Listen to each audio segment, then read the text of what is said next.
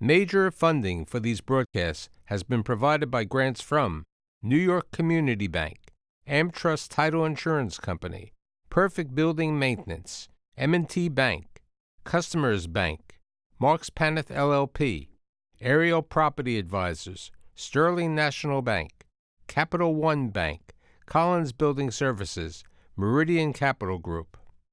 Additional support has been provided by grants from AVR Realty Company, Amerant Bank, Bank of America Merrill Lynch, B6 Real Estate Advisors, Briarwood Organization, Chase Commercial Term Lending, Chase Commercial Mortgage, Citizens Bank, CPEX Real Estate Services, Douglaston Development Levine Builders, Flushing Bank, Friedman LLP, Handler Properties LLC, Handler Real Estate, Hodges Ward Elliott INC, Investors Bank, James D. Kuhn Real Estate Center at Syracuse University, Kilroy Architectural Windows, New York's Window Company, Matone Group, New Banks, Newmark Knight Frank, Optimum Window Manufacturing Corp., People's United Bank, Rockefeller Group, Rosewood Realty Services, SJP Properties, Stonehenge NYC, TD Bank, Terra CRG, the Merengoff Family Foundation,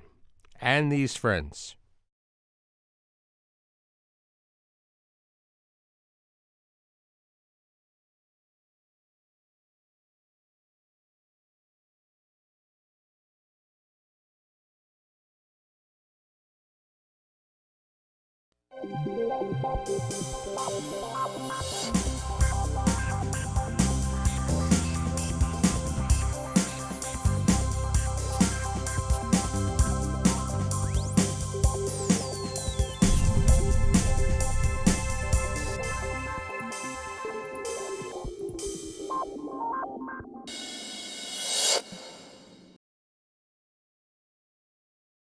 You know, it's an amazing city, an amazing borough, but Brooklyn has something really amazing.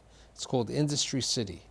And today, with the help of my executive producer, Andrew Kimball, he's assembled two individuals who are going to talk about what's happening in Industry City so my audience can gain great insight about this place of 6 million square feet? 6 million square feet. Okay. So my guests, they include Pat Whalen, who's a partner and principal at Sahadi's Fine Food, Marcus Diaz-Gonzalez, who's the Senior Vice President at ACOM, and last but not least, my executive producer, the CEO of Industry City, Andrew Kimball. So how would you describe Industry City and what it is? Yeah, Industry City is a massive ecosystem of 16 buildings on 35 acres, 6 million square feet of space that from 1910 to about 1950 housed about 25,000 workers who came to work every day. But you fast forward to the 1990s, that was down to fewer than 1,000 workers. And we're in the process, 6 years in now, of adaptively reusing all of those buildings to take advantage of the rapidly growing innovation economy in Brooklyn. So let's talk about what's happening specifically. You know, if you go to the Industry City website, you see a variety of things. We see office, we see retail, Right. we see manufacturing. What would you, if we had to break it down? Right. Let's go into the... It's interesting, and I can go on for a long time about this, but the old definitions of office and manufacturing have kind of been blown apart. And Right, I mean, you have the Brooklyn Nets over there. That's right, that's Okay. right. And what's really happening in Brooklyn is the explosion of the innovation economy. The Center for the Urban Future just came out with a study that showed that Brooklyn has more startups, has more innovation companies than any other city in the United States, fastest growing than San Francisco, faster than Manhattan, faster than Queens, faster than any other borough. And so what we're doing is creating a community, an ecosystem that attracts those makers, whether it's digital media or tech or design or fashion or light manufacturing. So how did a company who's been on Atlantic Avenue for 71 years, I mean, originally founded, as you said to me, probably in the 1890s, but on Atlantic Avenue as an institution, decide to open up a second location in Industry City? Well, besides, Andrew reaching out to us, it's we're Brooklyn people, all of us. We've been down there a long time. I grew up very close to Industry City. And while it looked a little strange 6 years ago to be considering something like this, once you walk through the place, there's a special feeling about it. And it's So what's the feeling? You know, especially since I'm a Brooklyn born. Right. And I remember Industry City, as we would call it, as Bush Terminal. It was a different market. And then, you know, part of my life it was being used, and then for many years it was just dormant. Well, at the time we realized we had to adapt our business a little bit and get in front of a younger audience, somebody that probably recently moved to New York. And Industry City had a very cool feel when you walk through there. And over the last 6 years, as we've been looking at it, you've watched this birth, where you went from an empty industrial, really pretty neglected space, to within years you start to feel life there. Now, anybody that walks through there for the first time, that, you know, and obviously Marco knows this, there's an energy to the place. And I don't know exactly how they did it, but there is certainly a pulse there. Now, what would you describe for my audience who doesn't know what I know what Sahadi's is? What is Sahadi's? Okay. 100 years ago, an ethnic grocery store, Middle Eastern, started in Washington Street in Lower Manhattan. As the years progressed, they adapted to, I wouldn't say mainstream, but more Mediterranean, healthier foods. And today we've been called the Brooklyn Institution. Actually, a Brooklyn tradition is trademarked by us now. So it's what we think grocery will be, which is a very simple, clean, healthy food. Okay, so grocery, but you're also grocery with a food component where people can eat there. And that's an additional change. The grocery business obviously has changed significantly in 20 years, significantly. And, right, but as I would maybe call it, sir, you're really fast casual in many aspects. Yeah, when we started looking at it, you know, what can't you do on the internet? And what will people be going to brick and mortar in the future for? And one of the things that struck us that we realized that was a good place to be, something that will have a test of time, was a date spot where you'd be able to go out with a significant other and congregate. Well, what do you do in the Mediterranean better than anything else? You share plates. It just clicked, and we said, okay, this is it. It's exactly it. You want to be sitting in a casual environment. You want to be in a community. You want to share many small plates. And obviously, alcohol became involved. Something that we weren't thinking of at the time. We weren't thinking that we should have a full liquor license, but it just fit. And that's, our plan long term is that was what we think will drive the rest of the grocery business. Let's talk about the food business in Industry City. What do we have there today, and what do you see in the future? Well, there was nothing there 6 years ago, and you didn't find a single person there on the weekend. And now we have over 25 restaurants, and it's experiential retail. It's maker retail. Sahadi's was this before anybody even came up with those terms. And we talk a lot about how retail is imploding in New York in some places and in some types, but where it's growing is in this experiential piece, and you want to see the food getting made. You want to know who the workers are and are they local. You want to know, are they following sustainable practices? And that's not just true for food, but it's also true for the candle maker or the honey maker or the woodworker that fill up our buildings and increasingly want to be seen by the public. So we're creating connections to them. Now, you're the urban planner in addition to being the senior VP at ACOM. As an urban planner, how do you see the redevelopment over the past 6 years of Industry City? I see it as an incredible achievement, an incredible success, but also an incredible asset to the community, to Sunset Park and to Brooklyn. One of the reasons that we decided to open up an office, and AECOM being a large global Fortune 500 company, was to be part of a creative ecosystem, to be part of something that was growing and that was exciting. We are seeing more and more of our millennial employees and creative employees, architects, engineers, urban designers, landscape architects, living in the outer boroughs and wanting to be in different spaces, in the spaces that have sort of a vibe to them that is not necessarily a corporate office in Midtown or a corporate office in Lower Manhattan. And this for us was absolutely a no-brainer. We wanted to be part of that success story and be part of the growth, the regrowth of. So how do you make the decision? I mean, you're in Manhattan right now anyway. Absolutely. How do you decide to open up a secondary location? I mean, Long Island City is a different venue, close to the city. Okay, there are other opportunities. Why Industry City? There is a sense of optimism and innovation that I think is key in the borough. I live in the borough. I live in Cobble Hill. Many of my colleagues who are you could say they're the cool kids in the block. They're the people who are really striving to do something innovative in design, in engineering and architecture, in urban design, in landscape design.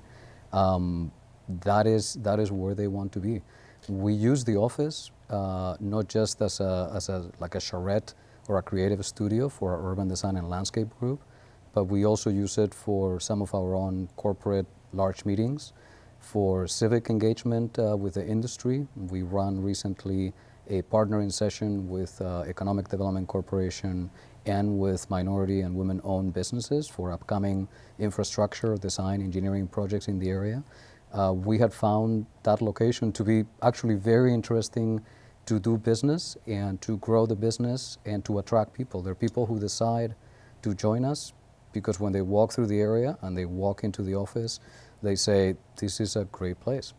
You know, my wife used to be in the recruitment business, and when going back 20 years, 15 years, people that she would recruit for downtown Manhattan were Brooklyn people or Staten Island people. Mm-hmm. Today, the city has changed. People want to be there, but the hype about Brooklyn and the growth is there, and the feeling. I mean, because besides being these large industrial buildings, you have the outdoor space, okay? And that's an additional opportunity that somebody could buy a product from you or the other food markets or the beer companies over there. Where would you like to see in 5 years in Industry City? That's really easy, actually. One of the things as we went through this process and tried to rethink what retail will be, at least retail grocery and you know, little nuggets like where you would go out on a date or where you would congregate struck.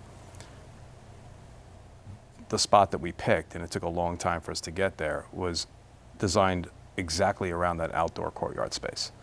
We have 3 bays, including a bar that opens up to the courtyard. We have bays that open up to community space outside of our space. And the whole idea is designed for you to be able to walk outside and sit in the sun and be able to, like I said, share a small plate, share a glass of wine or a bottle of wine, and just enjoy the outdoors. It's a very rare thing. You don't really have that. There's maybe Stone Street to some degree, but even that doesn't feel as comfortable. So it's I think that's a hidden gem as far as this place has. There has been some discussion on the rezoning and changing the situation, but you have this great opportunity. Your transportation, you're right near the RR train, right? Mm-hmm. What's the hopes for the next 5 years in Industry City? Yeah, we've had some remarkable success. I think it was very challenging the first couple of years with electrical outages and just infrastructure that didn't work. We've addressed a lot of that, at least in half of Do you have your own power source? We're connected to the grid, but we rebuilt the whole distribution. Spent about $50 million so far in electrical. We're in the process of replacing 17,000 windows and upgrading 144 elevators, and the list just goes on and on. But we've had real success. We've gone from about 150 businesses to 550, 1,900 jobs to about 8,000. We think we can double that. We're going to have success. We think that the zoning that we've proposed recently will create a set of uses that will really lock in the gains of the innovation district that we've already created. And so what do I mean by that? Well, we want a little more flexibility on retail. We're very constrained in terms of the types of retail that we have under the heavy manufacturing zoning that we're under. So we want to change to a light manufacturing, some more retail. So what's your constraints right now with regard to retail? That's right. I would say we've been very nimble in working around those constraints so far, But what are the major typically constraints? over 10,000 square feet we can't do. Home goods, we can't do as much of we would like. But you have certain furniture. We do, but they have repair shops in them, and they're under 10,000 square feet of space. So we've figured out ways to work around it, but we don't want to be hamstrung if a 25,000 square foot home goods store comes along. The best example, the clearest example, is under the Brooklyn Nets. They built a $50 million practice facility. They've got 400 people working there for BSE. If a sporting goods store showed up tomorrow and wanted to open up there, it's a great location, it's parking, there's the subway, they could sell baseball bats, a hard good, but not a baseball glove, a soft good. That's the way the zoning was designed in 1950 to keep things apart. So we want to upgrade it to 2020 style and economy, and be able to have more flexibility in the retail. We also want to be able to embed academic institutions. When you look around the country and the world, really, innovation districts always have colleges and universities embedded. They're fueling the growth, the innovation, the connections with the community, the internships that can happen, the tech transfer between the colleges and the companies. So we want to add 600,000 square feet of classroom space. We want to add 2 business hotels to serve the business people coming there. When folks are coming to meet with Sahadi's or AECOM, they're coming from all over the world. They ought to be able to stay right at Industry City. And then we want to be able to build some more. We want to be able to add 1.5 million square feet of new space. Who are your biggest office tenants right now in Industry City? So AECOM is an example in the 15,000 square foot range. BSE has about 70,000 square feet now. The Vera Institute for Justice, a very innovative criminal justice reform not-for-profit, is moving into about 15,000 square feet of space. Essence Magazine has about 30,000 square feet. Buck Television is building out a 30,000 square foot space right now. So there's some really eclectic, innovative companies that are taking bigger footprints. How do you get Industry City to be a destination spot? Right. Okay, as a destination spot with regard to tourists, visitors to New York City. Right. Okay, how do you make this a true destination spot, which is going to help everybody over here?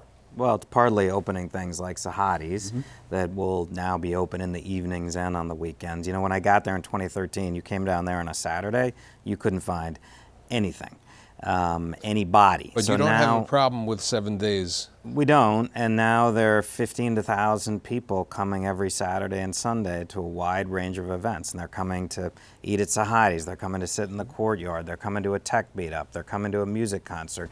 So we are on the map now. People are just getting up and coming. We want to extend those hours into the evenings during the week, and that's starting to happen this fall with things like Sahadi's opening up. But we're really just scratching the surface. You start to see tourists coming, but candidly, our first goal was to make sure for the surrounding communities, not only were we a place that people would come and work, but people would stream down in the evenings. You know, what's happening in the surrounding communities, look at the number of housing in downtown Brooklyn, the number of apartments that have opened up, 15,000 apartments over there. And then if you take 4th Avenue and then the Gowanus, you know, there are all these people over there. And then, you know, even people from Williamsburg, people are coming from all over because there is a destination. Lower downtown Manhattan, downtown Brooklyn is that. That's okay, right. You're not over there. That's right. But what I'm saying to you is there an incubator? Does Industry City have an incubator of companies where, you know, you may have sold in your store many times certain products, but now you're in a community where they make other products over there, and they may not retail those products. How do you get the incubator effect over there to sell the products in Sahadi's? Because people like made in Brooklyn. Right. Okay, this is the key. You know, working in Brooklyn, living in Brooklyn. We've only been open a week, but I can tell you that that was definitely a discussion about 6 months ago as we started working through this. And our product mix right now is Mediterranean, Portugal through Morocco, and local. And local also encompasses stuff made in Industry City. one of the things that we're talking about is, okay, now that we got to feel our way a little bit, get the evening and weekend service up and running, and then how do we get other guys who are in Industry City making products who don't have a retail front end, and how do we incorporate them within our space? You know, kind of a win-win for both of us. You know, we're not there yet, obviously, 6-7 days in, but that's definitely on the No, horizon. but in a similar manner for you, Marcos, okay, to get different people. I mean, you're a Fortune 500 company, and you're growing each and every day. You have numerous projects in the metropolitan region. How do you find to get more people to want to be in Industry City, to want to work for your operation? So one of the things that we're doing is I mean, we've been able to use the location and just the ecosystem and the vibe to attract people to work with us and join the ecom. But something else that we're doing is we have partnered with the local high school, Sunset Park High School, with the ACE Mentor Program for Greater New York, which mentors high school kids.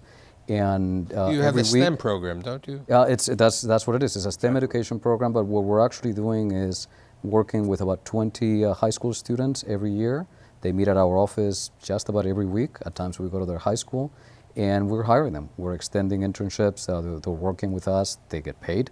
They work with us through the summer, and some of them stay working with us during the year. So for us, the comment that you made before about working in Brooklyn and living in Brooklyn and growing in Brooklyn, we look at Industry City as an innovator, as an incubator of innovation and talent, and we like to also grow it locally. Do you have an incubator group where companies meet and they try to tell people about their other products? Here's how we incubate companies. I mean, we do have NYU Tandon as a veterans incubator hub. We have a co-working space called Camp David.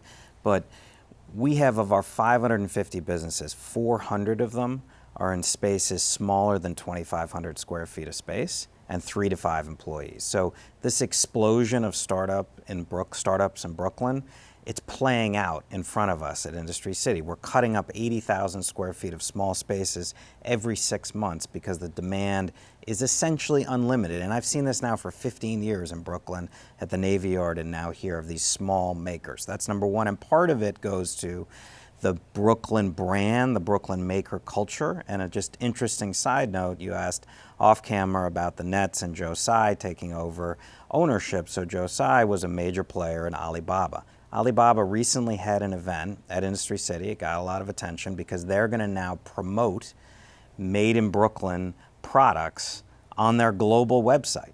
That shows the demand for Brooklyn products. So here's the question, which, as my executive producer, you may take. Why do people go to Industry City as opposed to the other opportunities in Brooklyn, such as the Navy Yard, such as Bush Terminal, the other, the New York City property? Or why Industry City? Is it a price? Is it a cost situation? Is it the transportation? What? You could have gone to other place in Brooklyn. So could have you gone to a different place in Brooklyn. You could have gone to Long Island City. Why do you go to Industry City, or why do companies go to Industry City as opposed to other alternatives? You're not the low-cost alternative. Well, we are for privately owned commercial space. We are absolutely the low-cost option. We have some publicly owned competitors like the Navy Yard and the Brooklyn Army Terminal, but this is not a zero-sum game. I've been hearing for 15 years that the market was going to get glutted in Brooklyn with small creative space. There's no end in sight. It's gone through the Great Recession. It continues to grow. So all of that growth, Bush Terminal now owned by the city where they're investing heavily, the Brooklyn Army Terminal, the Navy Yard, Dumbo, Williamsburg, Greenpoint, Long Island City, their success is our success. Correct. Dumbo, it's overpriced. You can't be in Dumbo. I mean, it's a different situation, but you could have gone to a different location. Why did you decide on? Great transportation. We do have a lot of people who get there in just a few minutes.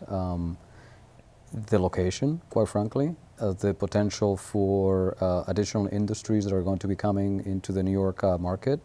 You have green industry, and that we're hoping that the green industry will be part of the innovation economy in Industry City.